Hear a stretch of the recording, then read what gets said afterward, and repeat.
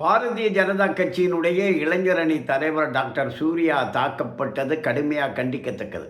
திமுக காரங்க ஊடகங்களை விலைக்கு வாங்கி வச்சுருக்காங்க. அவங்ககிட்டேயும் ஊடகம் இருக்குது. மற்றவங்க நடத்தக்கூடிய ஊடகங்களை தனக்கு சாதகமாக பண்ணுறதுக்கு என்ன பண்ணணுமோ அதை பண்ணிடுவாங்க. யாராவது சாதகமாக இல்லை, நம்முடைய வண்டவாளத்தை எல்லாம் தண்டவாளத்தில் ஏற்றுறாங்க அப்படிங்கிறது அவங்களுக்கு தெரிஞ்சால் அவங்கள அடித்து ஒடுக்குவாங்க. அவங்க மேலே தாக்குதல் நடத்துவாங்க. அவங்கள கைது பண்ணுவாங்க. இப்போது சவுக்கு சங்கர் போன்ற யூடியூப்பாளர்களெல்லாம் கைது பண்ணுறாங்க. திமுகவால் எப்போவுமே உண்மையை ஒத்துக்க முடியாது. அவங்க முன்னாடி உண்மையை பேசக்கூடாது.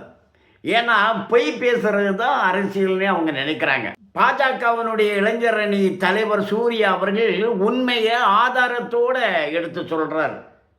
அப்படி எடுத்து சொன்னால் அவங்களால அதை தாங்கிக்கவே முடியலை. தேர்தல் வேறு வருது. அதனால் பொறுத்துக்க முடியாமல் அவங்க கடைசி கட்ட ஒரு முயற்சியாக அடிதடியில் இறங்குறாங்க. நான் சின்ன வயசுல இருந்து பார்த்துருக்குறேன். திமுகனாலே அது ஒரு அடிதடி கட்சி தான். அது ஒரு ரவுடிசியம் தான் அவங்க பண்ணுறது அப்படிங்கிறது தான் நம்ம கேள்விப்பட்டிருக்கோம்.